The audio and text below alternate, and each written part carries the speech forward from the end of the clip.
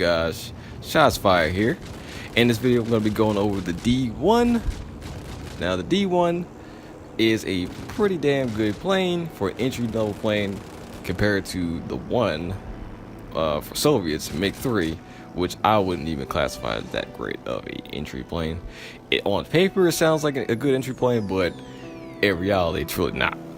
In this video, we're going to go over the aiming, the bombing, and a little bit of strategies and what it's good at and what it's not good at, okay? First, we're going to kick this off with the armament, of course. The D-1 has one cannon in the center of the nose and two machine guns above the nose. The machine guns are aligned to the dot, particularly right above the dot, left and right of it, and the nose cannon will be directly onto the dot. So the armament is pretty much straightforward.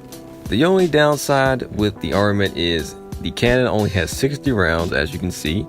The fire rate's kind of slow, but it sounds slow, but it's not that slow. If I had to give it a 1 to 5, I think it'd be like 3.5. Now, the bombing on this is very straightforward as well. The bomb is positioned on the belly of the plane and it's already pivoted downwards. So all you have to do is, once your nose covers the target, you drop the bomb.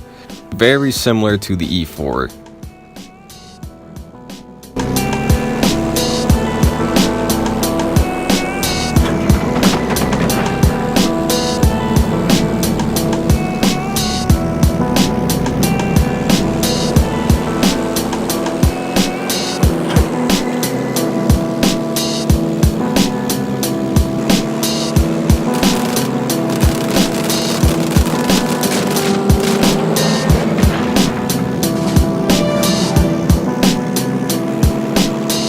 So now on to the D-1 strategy. This one's pretty straightforward. In these clips, mostly what I'm doing is just causing people to overshoot due to the fact that the plane is very bad at climbing. Being conservative with your energy is very important. You don't want to pull up in any scenario which you do not have enough energy to pull, because you will be the first one to stall. So be very mindful where your energy stays at. Due to its bad acceleration and average top speeds, this will force you to only stick to making someone go past you, and that's all you can possibly do with this plane. Now, it is possible to stall someone, but you're going to have a lot of discipline to do that, and in reality, you're not going to be doing that very often.